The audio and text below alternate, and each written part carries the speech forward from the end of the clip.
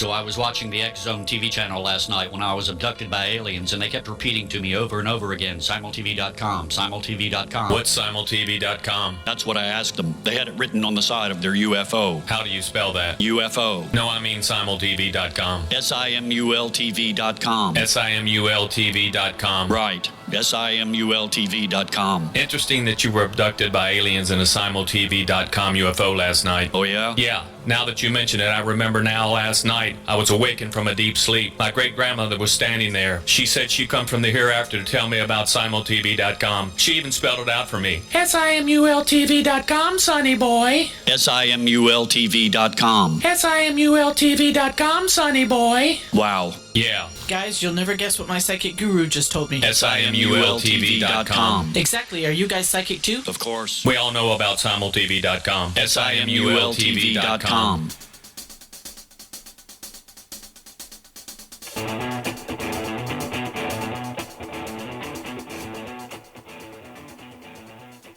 Welcome to Know the Name, Know the Genius in You, where in a single moment you can recognize your brilliance and change your life. This is a transformational hour that covers an array of topics that demonstrate how individuals use their native talents, as shown in their name, to look at the ordinary in extraordinary ways. Albert Einstein once said that everybody is a genius. Why would one of the smartest people on the planet declare that everyone is a genius unless he knew that to be true? I'm your host, Sharon Lynn Wyeth, creator of Namology Science and author of Know the Name, Know the Person. And in each weekly show, you'll hear the fascinating ways other people have discovered the genius in themselves and what they were able to accomplish. At the end of each show, you'll hear clues on how you can recognize your own innate genius. Now, all over the world, people have many, many diverse interests. And in that vein, people have asked about different occupations and areas of life that have highly interested them. People want to know how highly successful people have managed to achieve their genius mindset when they use the gifts that are seen in their name with Namology Science. So how does someone express their creative talents, and how does someone share those gifts with others in such a way that everybody benefits? Our guest tonight is Ilana Landsberg-Lewis, who has developed her genius in the area of fundraising for the good of the whole. Now, Ilana Landsberg-Lewis has spent her entire adult life engaged in the struggle for the rights of women and girls. From her early days as a human rights and labor lawyer to her years at the United Nations Development Fund for Women, called UNIFEM, Ilana has worked with women's groups around the world and has learned that no amount of so-called expertise can replace that of women at the front lines of their own struggle for justice. Now, Ilana's been the executive director of the Stephen Lewis Foundation since she co-founded it in 2003. It's a charitable foundation that has sent over $100 million, every penny of it raised, to sub-Saharan Africa, a community-based organization at the front line of the AIDS epidemic. Now, she launched the Grandmothers to Grandmothers campaign in 2006, and it has since grown into a social movement with over 10,000 and plus grandmothers spread across Canada, Australia, the UK, and the US to support African grandmothers raising millions of orphaned grandchildren. These are orphaned grandchildren because their parents have died of AIDS. Now, the Grandmothers to Grandmothers campaign have raised over $27 million in the last decade, and Ilana has been deeply grateful to learn from indomitable grandmothers the world over. Now, Ilana hosts the podcast Grandmothers on the Move, which we're going to hear about a little bit later. Welcome to Know the Name, Know the Genius in You radio show, Ilana. Thank you, Sharon. It's wonderful to talk to you. Well, first, we want to know about what it was like for you being a lawyer for the United Nations Development Fund for Women. Was that your first job as a lawyer, or how did you end up there? Well, I started off as a lawyer in Toronto, in Canada, where I live, and I was, as you said, a union-side labor lawyer and doing human rights law. And in 1993, I thought, it would be terribly interesting to see what's happening around human rights, particularly women's rights around the world. And there was a conference at the time, the World Conference on Human Rights in Vienna in 1993. And so I got myself there.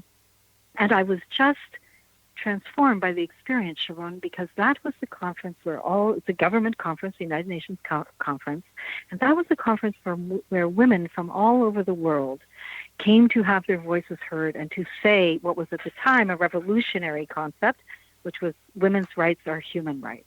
And that set me on a completely different path in life, and I decided that I was going to go and work at the United Nations with UNIFEM, the United Nations Development Fund for Women, and devote a good chunk of my life to pursuing some kind of work around women's human rights. What was it like working with the United Nations Development Fund for Women? You know, did you report every day? Did you just work on projects? How did that work? Yeah, it was very thrilling. I was a younger woman then, and UNIFEM, as it's called, is a UN agency, just like UNICEF. It's now called UN Women, and it had offices in developing countries around the world, which were there to work with women and to help them achieve and sort of have their rights recognized and enjoy their rights, but also to empower them and to be involved in whatever way was helpful for women to take their rightful place in their communities and societies.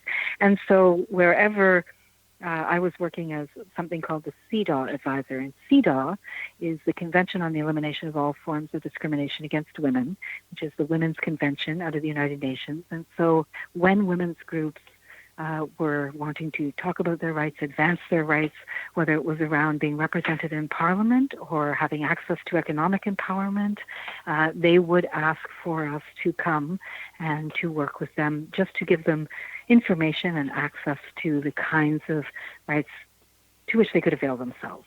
And it was a deep, deep honor and privilege, and I learned over the years that I think I got much more out of it than they did. I was just conveying information, and they were the ones who were really on the front lines doing activism around everything from violence against women to getting bills passed in Parliament, making marital rape or domestic violence illegal. And it was extraordinarily thrilling, and I learned an enormous amount. And so it wasn't just writing papers and writing reports. It was really being involved with women who were engaged in making the world a better place for everyone in their country and their communities. And that's when I realized that over time that I really wanted to be involved in amplifying the voices and realities of those women without substituting my expertise and my voice for theirs. Well, you know, it's interesting to me because when I spent a month in Mali, there was a big thing about raising enough money so that a community could have a cow. And then as that cow produced extra milk and they earned money, that money, instead of coming back to us, it would go to another community and they could do a cow. And then when they would pay back their cow, in essence, it would go to another community. So it was like, how many cows could we start with to get so many communities started so they could pay it forward? And then when I spent a month in Bangladesh, it was all about water. Clean water was so hard to find over there. And so it was, how do we do the wells, or how do we do the siphoning, or the system where the water can go through and get clean so people don't get sick because they simply can't find clean water. And I noticed that you have spent a lot of time with AIDS. Was there a particular reason that AIDS caught your attention more than any other particular funding or cause? There was. Yep, there really was. That's astute of you. In the late 90s, early 2000s, I was deeply engaged at UNIFEM with all of these different programs around the world, from Central America to Africa and sub-Saharan Africa to South Asia. And one of the things that became extraordinarily alarming and consternating was that some of the really dynamic projects and activities that women were engaging in sub-Saharan Africa, all around women and girls' empowerment, were being deeply compromised. And at first we didn't know why, but it became patently and heartbreakingly obvious over time that because the AIDS pandemic had taken root in sub-Saharan Africa, the pretty shocking level of death that was happening every week, every day, every week, every month was a conflict for the women in terms of doing the other projects and activities that they were involved in. They were dealing with so much trauma and trying to keep their families alive and together. And that's when I realized that the AIDS pandemic was really this kind of stark realization for some of us that being female was the vector of danger, that gender inequality was driving the AIDS pandemic, and that women were at the heart of the infections, but they were also at the heart of the response to AIDS at the community level. And that's why I decided to turn my work in that direction. And it just so happened that my father was the first Secretary General Special Envoy on HIV/AIDS in Africa, and so we came together and decided that we should really do something more than what we were both doing at the time, and decided that we would start a foundation. We didn't have any means ourselves, so we knew that every penny would have to be raised. But I, at that moment, it was a good moment personally in terms of my own development, because I realized that I was watching women struggling to keep everything going and to answer the terrible ravages of AIDS and mitigate against them with so little funding and so little support. They knew exactly what to do and how to do it. They just simply didn't have the support. Nothing was trickling down to the grassroots. So it was a good moment to step into fundraising, even though I admit I didn't know very much about it. Well, we're going to find out more in our next segment. So this is the part of the show where we interpret a portion of our guest's name. Are you ready? I'm ready. Okay, Ilana Landsberg-Lewis, you have a real warning in your name that says you have to be careful of being misdiagnosed by allopathic medicine, where it can really affect the rest of your life. So your name indicates naturopathic is the way to go. And it also says, the other warning in your name that really stands out is that you want to always be aware of safety, because you could be in the wrong place at the wrong time and have violence. But your name indicates that you want to make the world a better place, that you're very amicable, easily likable. You made yourself likable, but you're not going to change who you are and able to get liked. And that you are constantly learning new things, because that just is what it's all about, and that's the most fun. Your name also indicates a high level of self-confidence, and that you're willing to do the work that's needed, but you don't want to have to do any extra work than what's needed, okay? Because there needs to be some kind of a balance in your life between work and with play. So we will continue this, everyone, after we take a break. Stay tuned to Know the Name, Know the Genius in You, which is being heard on xzbn.net and X Zone Broadcast Network, and on the website, knowthename.com. Now, after the break, we're going to find out about the Stephen Lewis Foundation and what they do. Stay tuned.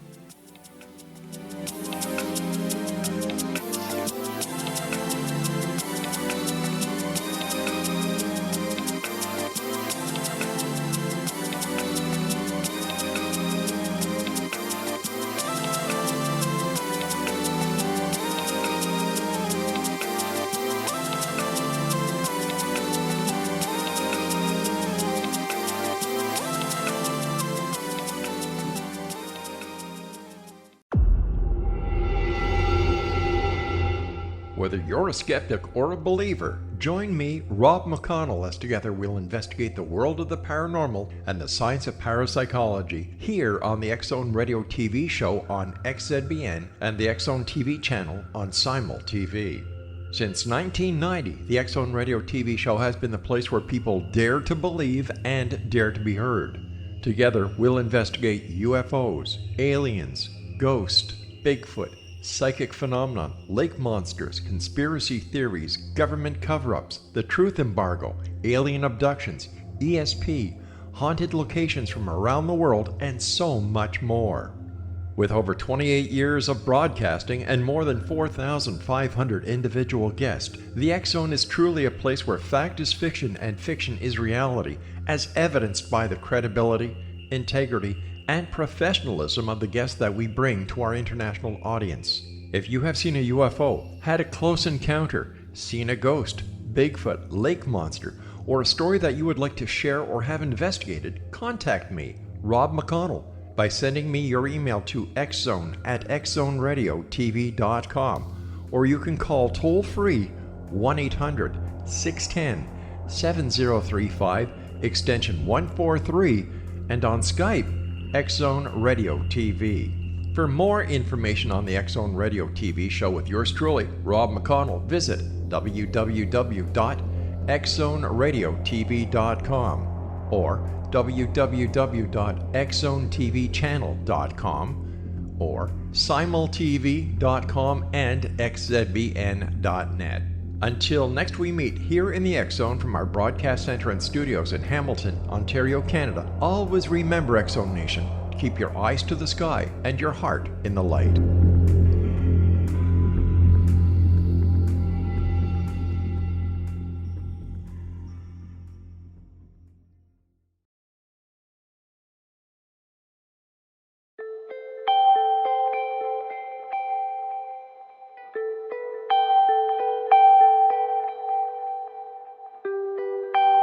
It's hard to listen to the news without realizing we're living in volatile, unprecedented times. Yet never has there been such an opportunity to transform the human condition. As old structures fail, where can we find the guidance to co-create a better way? Find Your Path Home is an ever-evolving, leading-edge information, education, and healing resource center designed to support and guide you on your path to unity and enlightenment.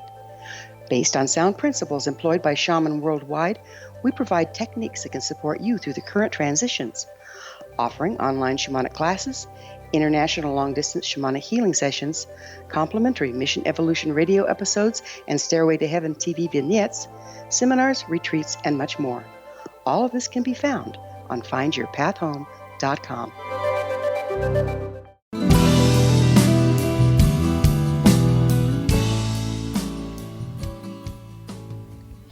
Welcome back. I'm Sharon Lynn Wyeth, and you're listening to Know the Name, Know the Genius in You, which is being heard on xzbn.net and knowthename.com. Our guest tonight is Ilana Landsberg-Lewis, whose website is grandmothersonthemove.com. Now, you co-founded Stephen Lewis Foundation. Now, you mentioned kind of in the earlier, that was your father, Stephen Lewis? Yeah. Yes. Okay. So, when I was looking him up and trying to find out information, it says that he worked 5 years as the United Nations UN Special Envoy for AIDS and HIV in Africa. And he both drew attention to the AIDS crisis from 2001 to 2006, when it wasn't as well known as it is today. And he convinced leaders and the public that it was everyone's responsibility to respond. And it turns out he was highly responsible in this role. And having said that, what is the purpose today of the Stephen Lewis Foundation, and why did you create it in 2003? Well, the purpose and the mission stays the same.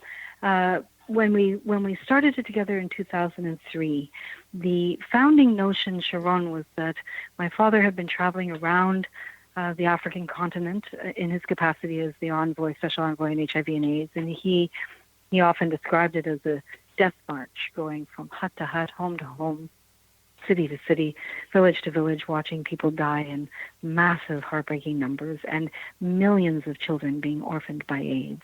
And he felt quite hopeless. The response of the international community was extremely lamentably slow. And so many, many millions of people, over 30 million now, died needlessly in many circumstances. And so we decided, okay, let's do something. I was also, as I had mentioned earlier, I was also noticing that it was compromising a lot of the really powerful and important women's rights work that was going on the continent. And we decided to try and do something about it. We had very modest aspirations, but real clarity about the purpose, which was that there was some money, although it was trickling slowly, as I said, from the international community, but there was some money going to hospital infrastructure and to governments. There was very little, if any, money trickling down to the community level. But it was at community level where there were so many tenacious, determined community-based organizations, grassroots organizations, overwhelmingly powered by women who were, as I said, at the heart of the response to HIV and AIDS, and they just weren't getting the support that they needed to make a difference. And at that time, it was just helping people to die with dignity, helping to stitch the fabric of life and family back together after it had been completely decimated by AIDS. As time went on, we were able to see, and we've seen the evolution of the AIDS pandemic, and more resources have come. Of course, the drugs, the antiretrovirals for HIV and AIDS have arrived on the continent. Only 50% of those who need the drugs still have access to them, but there's still an enormous amount of powerful work being done. There's still over a million people dying of AIDS in sub-Saharan Africa each year, and over 1 million being infected each year. So the crisis is still with us, but it has evolved. And those small community-based organizations, those determined women who are just not going to give up on their communities and their families, dealing with the stigma of HIV and AIDS, the agony of loss, all of those children who had lost one or both of their parents, they developed these stunning programs, Sharon, that were just innovative and savvy and very, very emotionally intelligent, trying to get everything back in motion and rebuild resilience and reclaim hope and hope for the future, both for kids and for their families. And that's what we've been funding. Our determination was to get funds directly into the hands of those community-based organizations, without intermediaries, without skimming money off the top, without going through governments, just to get the funds that were so desperately needed directly to those who are making the biggest difference in the struggle for life and dealing with the death. And that has continued to this day in most powerful terms. And what we recognized over time, of course, was who were the people who were stepping in to look after these millions of orphans. There are now between 14 to 16 million children orphaned by AIDS and in sub-Saharan Africa. And who was stepping in to look after those children were these, as you said earlier in my intro, the indomitable grandmothers who would bury their adult children, lost them to AIDS, and the next morning get up and have yet more grandchildren that they were going to take care of and nurture and make sure that, as the grandmothers have often said in Africa, that they would not raise another generation for the grave. Oh, that is so sad, but so admirable what you're doing, and even what the grandmothers are doing. You know, when I spent time, I spent a lot of time in Mali and in Kenya and Tanzania and a few other countries, but those are the ones that I really saw it affected, where it came to my attention that many people thought that having sex with a virgin would cure them of AIDS. And that belief saw many children and even babies were starting to be raped to try to make sure that they got a virgin. You know, do you know how that's going today? And if that belief has been annihilated because, you know, they've been educated that, hey, that doesn't do it? Yep, that belief did exist in some communities, and we did hear about that too. Again, the response was swift and powerful on the part of women's groups and community-based organizations who spent an enormous amount of time doing awareness raising and outreach to communities to disabuse them of beliefs that might be, in this case, terribly wrong, but also to engage the entire community in changing attitudes and changing the way that they're working together so that they can actually support the community to move into what now people call living positively if they're HIV infected or affected, supporting one another. And so a lot of that early stuff, I mean, the rape is inexcusable, I'm not talking about that, but the early understandings or misconceptions about HIV and AIDS, there was so little information flowing.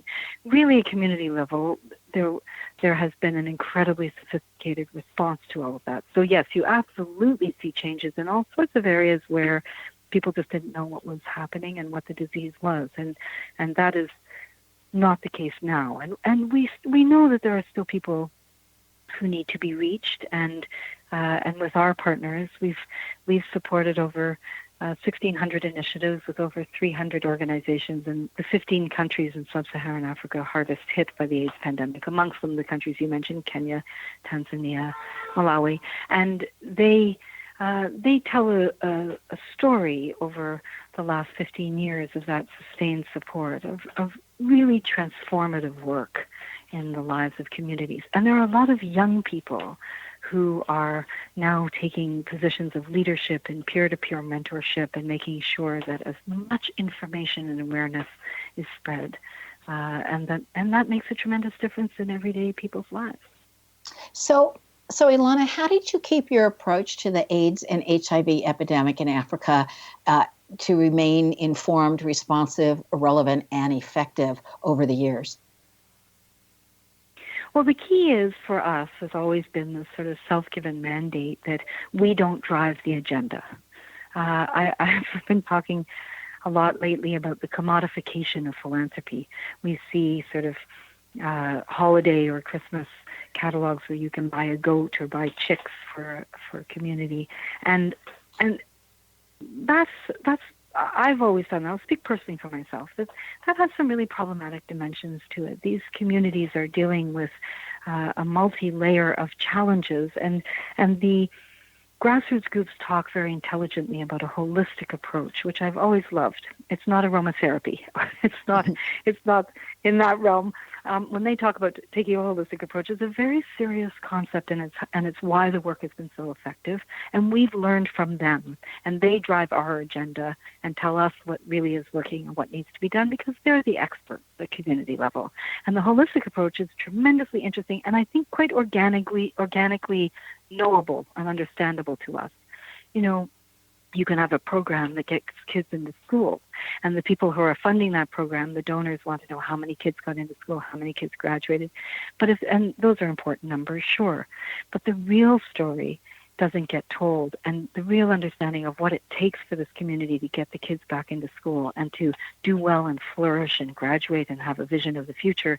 If they don't have a meal, at least one meal a day, if they don't have a caregiver who's in good shape, so if the grandmother is just stretched beyond reasoning with 2 to 10 orphaned kids under one roof, if they don't have kerosene to do homework at night, if they have to walk miles and miles and they're vulnerable while they're doing so, and if they have, heartbreak around losing their parents or losing their relatives, or if they're anxious because they're going to be separated from siblings because the grandmother just can't take care of all of them, and some are going to go live with an auntie. So the organizations look at all of this and make sure that there's counseling and support for the family and economic engagement with the grandmother caregiver and all of the things that I mentioned. So this holistic approach, we know this from having our own kids and our own families. If your child's going to school and everything's fine, but they're dealing with something very deep emotionally, or someone's not well in the family, then they need support. And in the context of HIV and AIDS, there's an extraordinary amount of support that needed to be had. Millions of lives ripped away of young people in their productive years, left whole communities in crisis. Yeah. It almost seems overwhelming. I am so glad you got involved in this. We need to take another break. Stay tuned to Know the Name, Know the Genius in You, which is being heard on xzbn.net, an X-Zone Broadcast Network station, and on the website, knowthename.com. Now, this show is dedicated to educating people on what's actually happening in Africa and how you can help. After the break, we'll find out more about some of the different ways that Ilana Landsberg-Lewis has helped others with her Grandmothers on the Move organization. Stay tuned.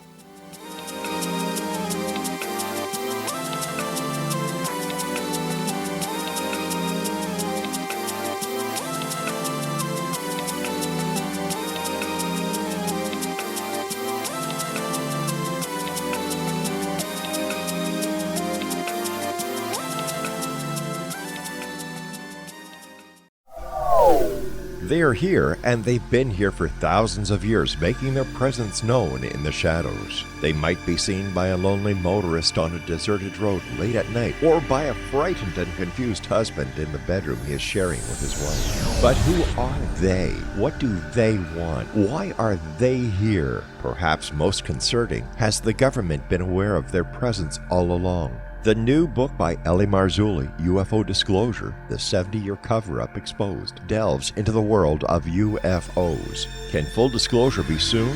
Order now and receive a free hour and 37-minute DVD on the UFO phenomenon. UFOs are real. Get both the book and the DVD, a $40 value, for only $19.99. To order your book and DVD today, go to lamarzulli.net. That's LAMARZULLI.net.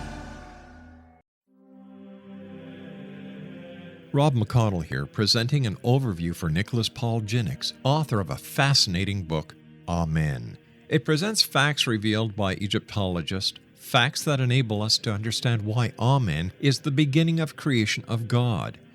It provides recommendations for religious leaders of the major religions to unify their beliefs and teach the Word of God.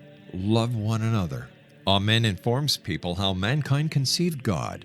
It was the Egyptians that developed the concepts of a soul, a hereafter, and Son of God. And finally, after the worship of many gods, they conceived the belief in one universal God, the maker of all there is. For more information, visit www.futureofgodamen.com. That's www.futureofgodamen.com.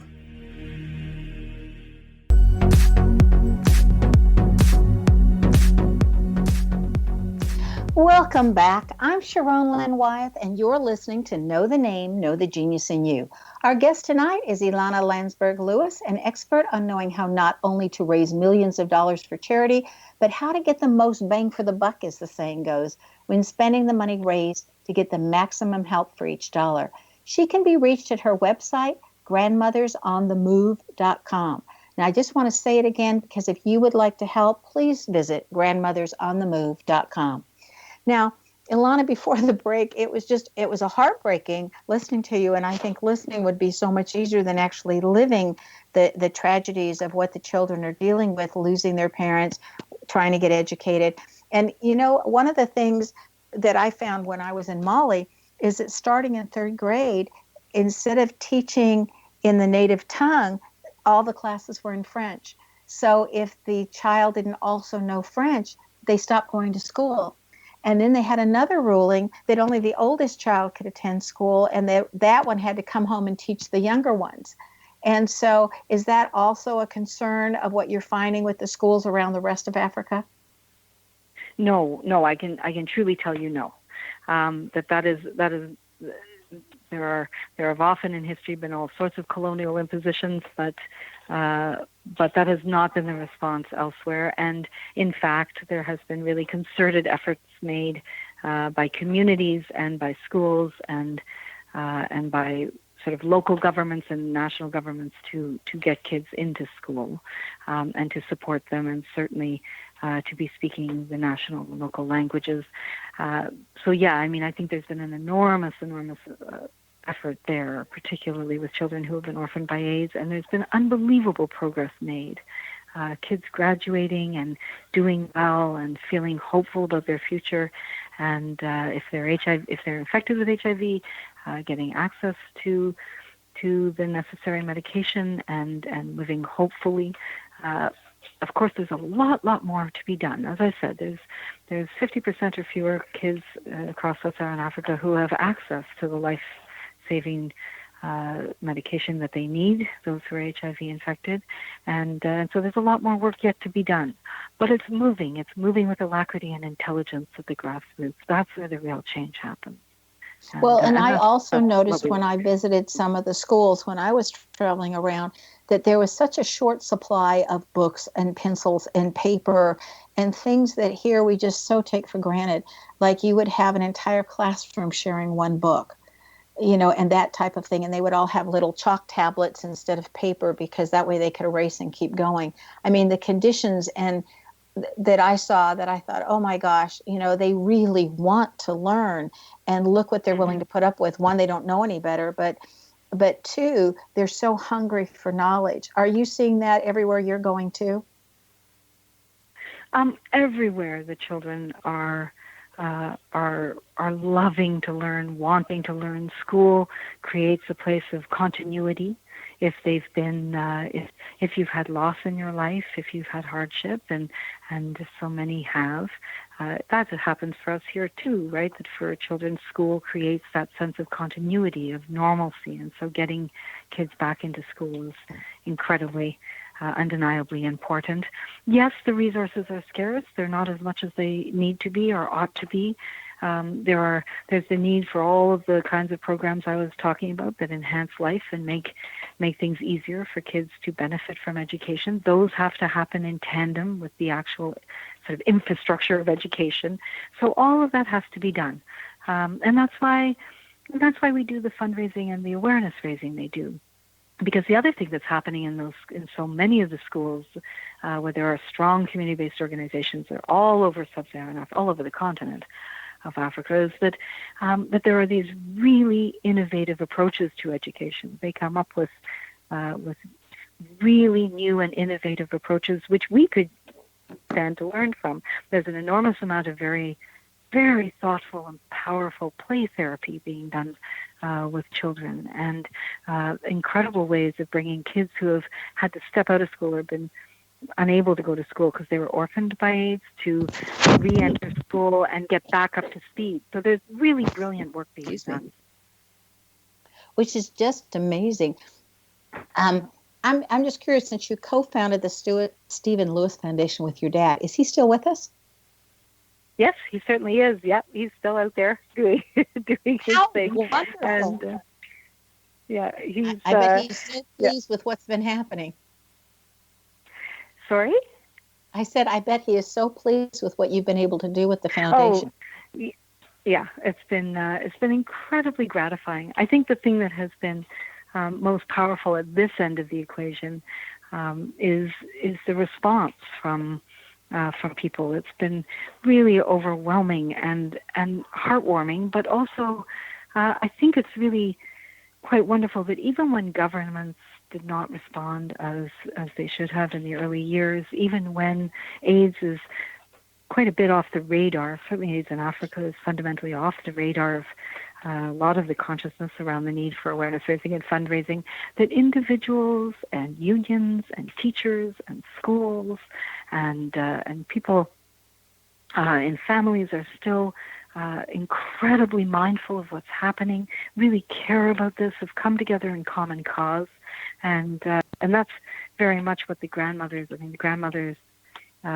in this Grandmothers to Grandmothers campaign that the Stephen Lewis Foundation launched in 2006, they've really role modeled for us how you come together in communities of care and engagement and common cause. And so started in Canada, Grandmothers across Canada, now in Australia and in the UK, and just starting recently in the United States, grandmothers have come together in a solidarity movement. And their mantra has been, solidarity, not charity. That they stand in solidarity with the African grandmothers who they see as equal and dignified counterparts, who are experts about what it's going to take to resurrect family and reclaim life. And the grandmothers in the global Grandmothers to Grandmothers campaign, whether it's in the U.S. or in Canada or Australia, are there to stand with them. And the grandmothers, as you mentioned earlier, Sharon, have come together in over 200 or 250 groups over the last 10 years around the world to raise I think it's now over $30 million that has gone directly into the hands of community-based organizations run by grandmothers and for grandmothers with I love that. Yeah, so it's quite extraordinary, and they are indomitable. How do you go about raising money for your charities and making sure that the funds are spent helping who you intend for them to help and that they don't get siphoned away by somebody in management? How do you do that? Yeah. How do you do that? Well, you know what? It's so much easier than people think, and so much easier than people imagine. There's not a lot of mystery to it. We have a wonderful cadre of colleagues. We don't have offices in Africa. We don't think it's necessary. That's not what we're not running our own programs. We're funding local community-based organizations that exist that we're not running. So we have a cadre of colleagues who live on the continent, are from the continent, have run community-based organizations themselves in the past, and they visit all of the organizations with which we partner, all of our partners. They visit them before we fund them so that they can see that they're a bona fide organization, that they have a real connection to the community, and community members are part of the staff and the board. And they go and they continue to visit throughout the life of the partnership just to see how things are going and is the money going where people understood it was going. And very importantly, not just to be checking up on what's happening, but to be ensuring that we are being the most intelligent, responsive funders, because it's our responsibility too to make sure that when people, individuals, family foundations, unions, employee groups here give us funds, it's our responsibility too to make sure that we are using those funds and we're sending them over in a way that is truly useful and truly helpful. And so there's a whole system in place to make sure that we're the best and most responsive and thoughtful funder that we can be. And at their end, I can say people often think that it's all about trusting the African organizations, but these are organizations that are of, by, and for their communities. And they're held accountable. They hold each other accountable to one another because they're at the epicenter of the crisis of AIDS and the response to AIDS. And there's no greater impetus for making a real difference and being accountable than that, surely. So, Ilana, what's the biggest revelation that you've personally had since you started working, with these different groups and doing this work that you're doing today? I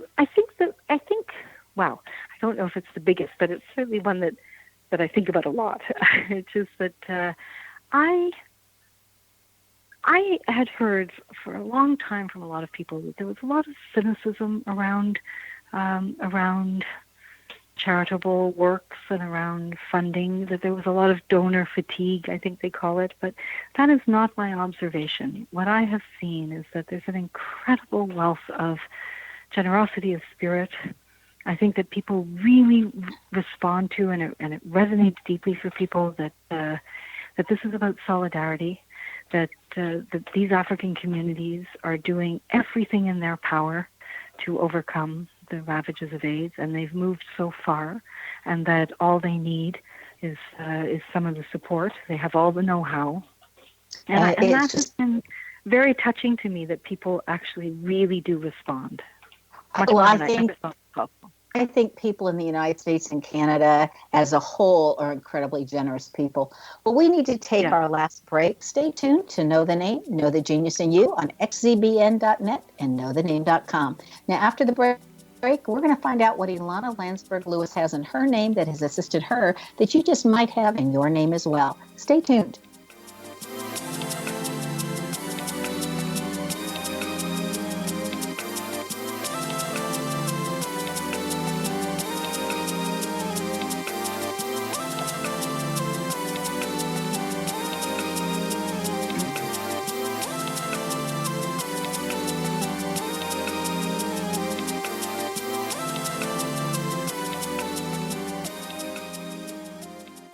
You have heard of the X Zone? Now watch it on Simul TV, plus 500 video games, live TV channels, free video on demand, worldwide, and more.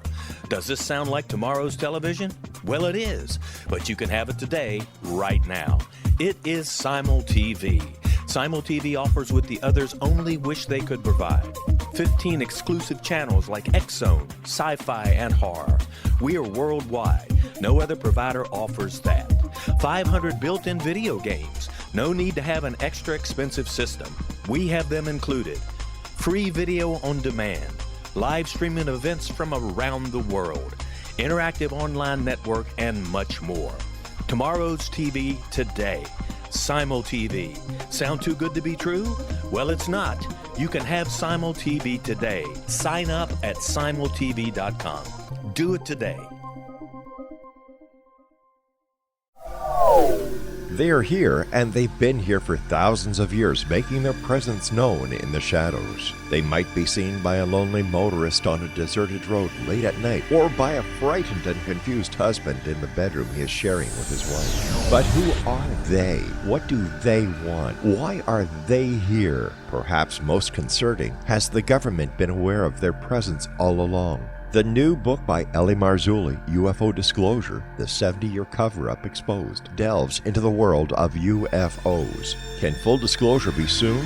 Order now and receive a free hour and 37-minute DVD on the UFO phenomenon. UFOs are real.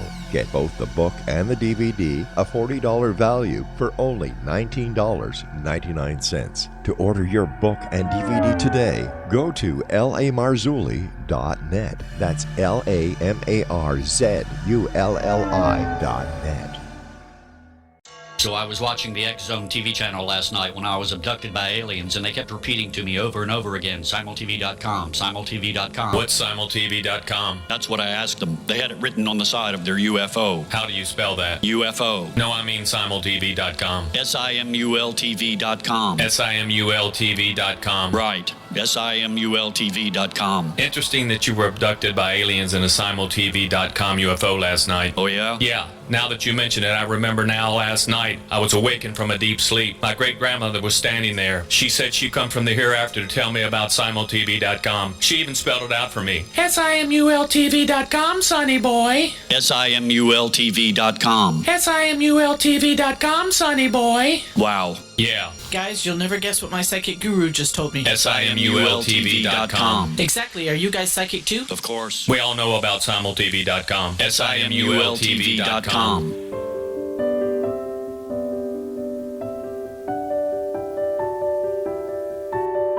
Welcome back. I'm Sharon Lynn Wyeth, and you're listening to Know the Name, Know the Genius in You.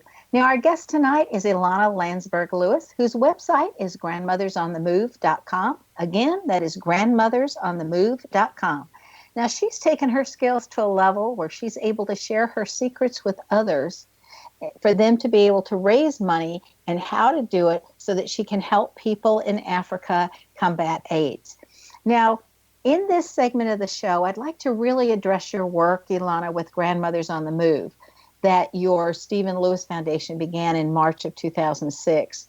So give us again what exactly Grandmothers on the Move is, why you started it, and how somebody can get involved in that. Okay, well, I'll make a distinction, Sharon. Thank you for that question. Grandmothersonthemove.com, and Grandmothers on the Move is just the name of my podcast where I interview grandmothers from all over the world to shine a light on the vital contribution that grandmothers make in our communities around the world.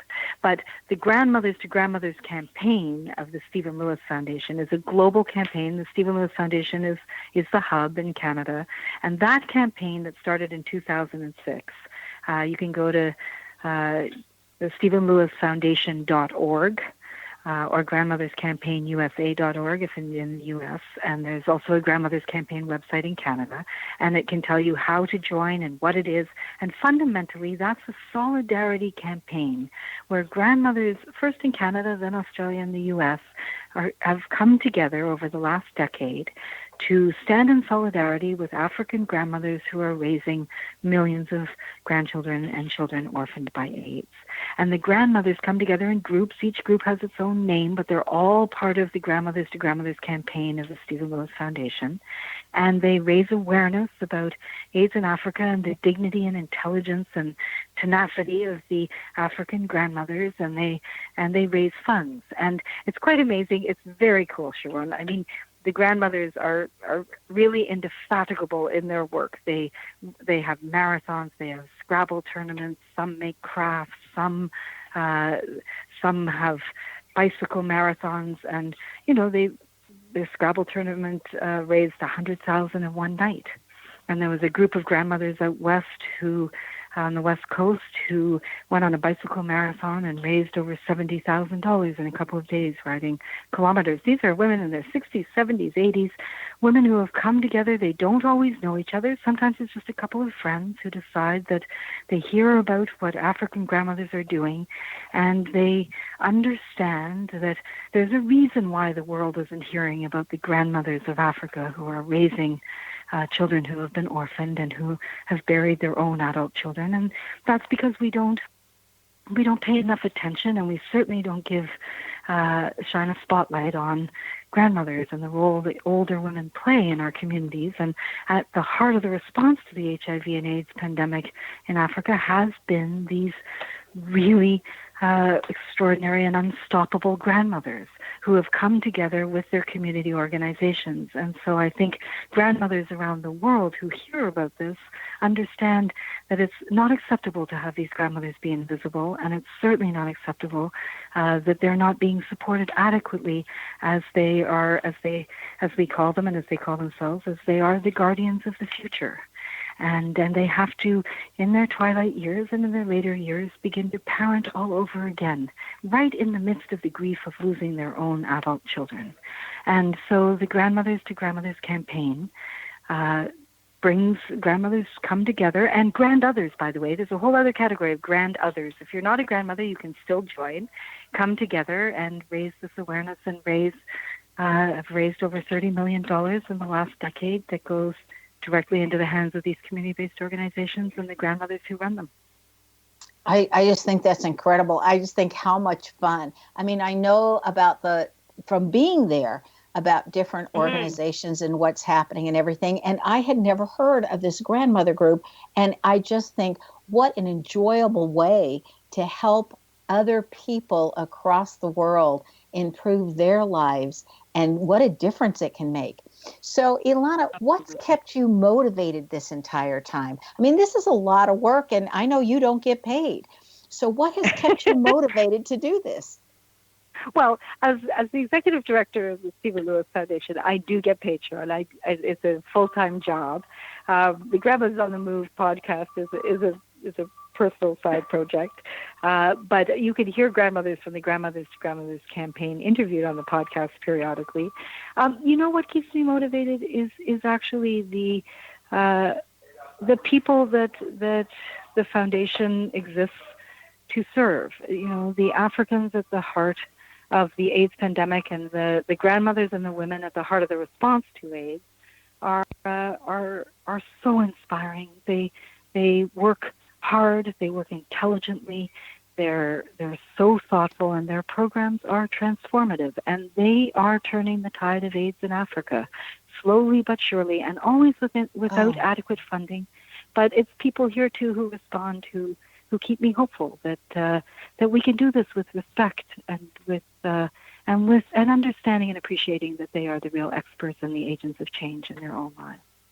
Now, you have all these gatherings for grandmothers in various parts of Africa, like Tanzania, South Africa, and Uganda. Tell us about these gatherings for grandmothers. Well, you know, one of the things that's happened is that there are all these grassroots groups run by and for grandmothers in sub-Saharan Africa. They don't have the opportunity very often, if at all, to come together themselves. And so one of the things that the Stephen Lewis Foundation and the Grandmothers to Grandmothers campaign, one of the things that we decided to do was to work with our partners in sub-Saharan Africa and say to them, would you like to have the opportunity for the grandmothers to come together and the groups that support them? And so in Uganda, South Africa, Tanzania, grandmothers have come together. In Uganda, the first one, there were 500 grandmothers who came together, and the African grandmothers, run workshops for each other on everything from how to raise an HIV-positive child to how to lobby for your rights to a pension or to access to adequate health care. And so the grandmothers start to come together. They've already come together in support groups. Now they come together in common cause. And it really moves the agenda forward. In South Africa, we had a grandmothers gathering right before the International AIDS Conference. And the South African groups, the grandmothers were the organizing committee, and all of the groups decided what the workshops would be.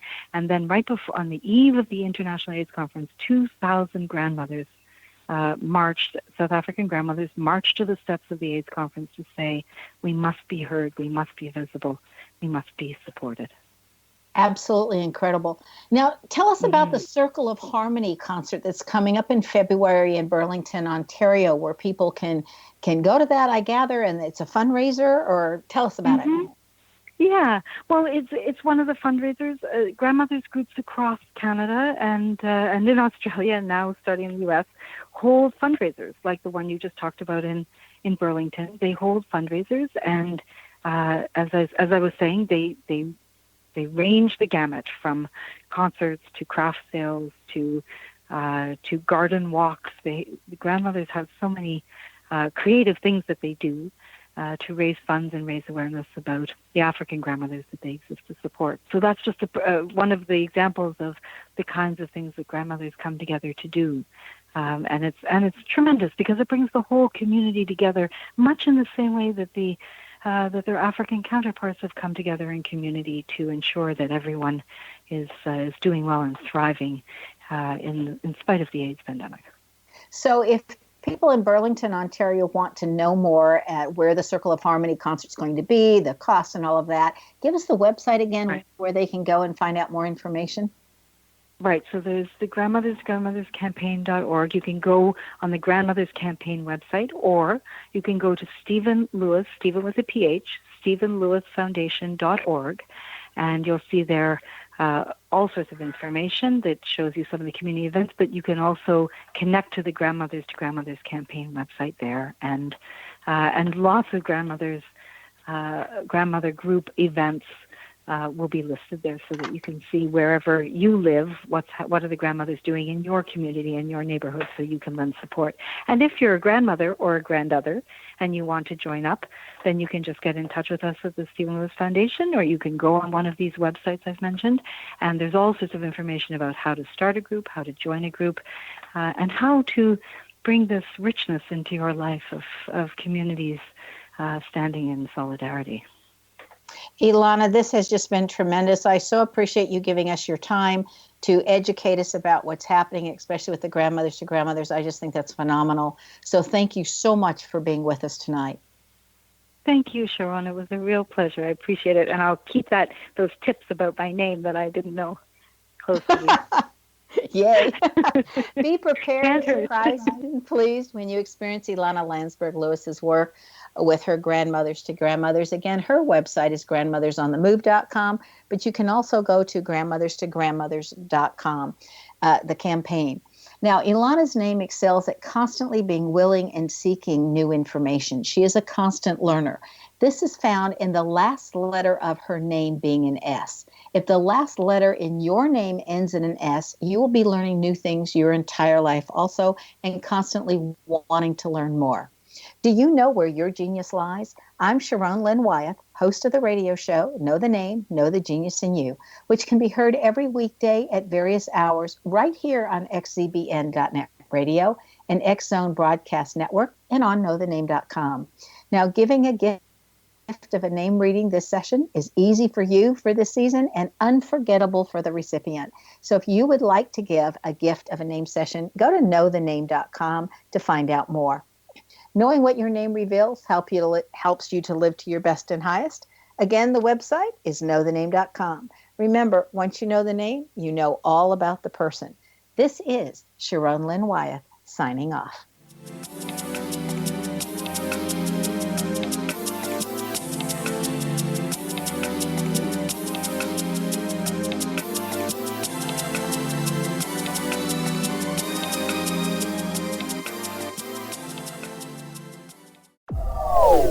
They are here, and they've been here for thousands of years, making their presence known in the shadows. They might be seen by a lonely motorist on a deserted road late at night, or by a frightened and confused husband in the bedroom he is sharing with his wife. But who are they? What do they want? Why are they here? Perhaps most concerning, has the government been aware of their presence all along? The new book by Ellie Marzulli, UFO Disclosure, the 70-year cover-up exposed, delves into the world of UFOs. Can full disclosure be soon? Order now and receive a free hour and 37-minute DVD on the UFO phenomenon. UFOs are real. Get both the book and the DVD, a $40 value, for only $19.99. To order your book and DVD today, go to lamarzulli.net. That's LAMARZULLI.net.